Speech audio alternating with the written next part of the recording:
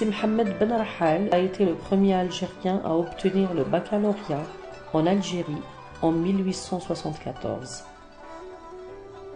Il a consacré sa grande culture et sa notoriété à défendre par la parole et l'écrit les droits civiques, politiques et culturels des Algériens auprès des plus hautes instances des autorités coloniales. Il fut le premier Algérien à obtenir le baccalauréat au terme des études secondaires qu'il avait suivies au lycée impérial d'Alger, avant d'être nommé Khalifa d'Ara en 1876. Auparavant, il avait suivi les cours de la première école franco-arabe de Nadroma, ouverte en 1865. Né en 1858 à Nadroma, Mohamed Ben Rahal est le fils de Hamza, notable bourgeois et cadi de cette même ville.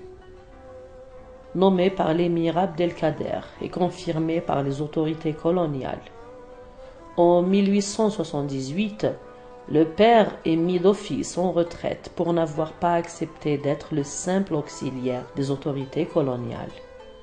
En parfait bilingue, le fils lettré et pieux, qui est déjà allé jusqu'au bac au lycée français d'Alger, en le fréquentant de 1871 jusqu'à 1874, remplace en 1878 ainsi le père déchu.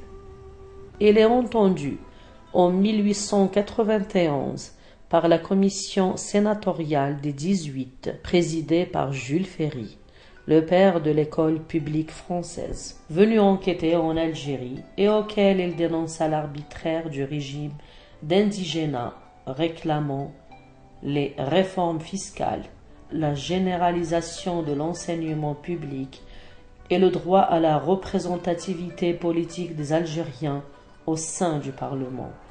En 1897, il participe au congrès des orientalistes ayant eu lieu à Paris.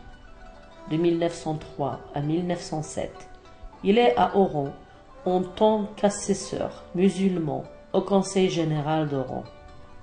En 1912, il part à la tête d'une délégation de l'Oranie pour demander l'abrogation du décret Messémi qui imposait le service militaire obligatoire aux jeunes Algériens. Si Mohamed Ben Rahal était connu pour être un véritable rhéteur dans les deux langues, l'arabe et le français, du témoignage même de Farhat Abbas, l'autre grand monument national dans son livre La nuit coloniale. Pour revenir à l'intellectuel et écrivain, il faut noter que Mohamed Ben Rahal est le premier à avoir écrit en 1891 une nouvelle en langue française intitulée La vengeance du Cher. Il participe dans les journaux coloniaux, l'Écho d'Alger et l'Écho d'Oran, ainsi que dans le bulletin de la Société de géographie et d'archéologie d'Oran. Ben Rahal intervient plusieurs fois dans les premiers journaux algériens, notamment Al-Haq, un hebdomadaire ayant vu le jour en 1911 à Oran. Voilà résumé la vie d'un véritable intellectuel, mort en 1928, et qui en son temps a osé parler haut la voix de ses semblables. Illettré dans la grande majorité, non pas pour demander l'indépendance, l'idée à cette époque était irréaliste, mais simplement pour demander un peu de justice.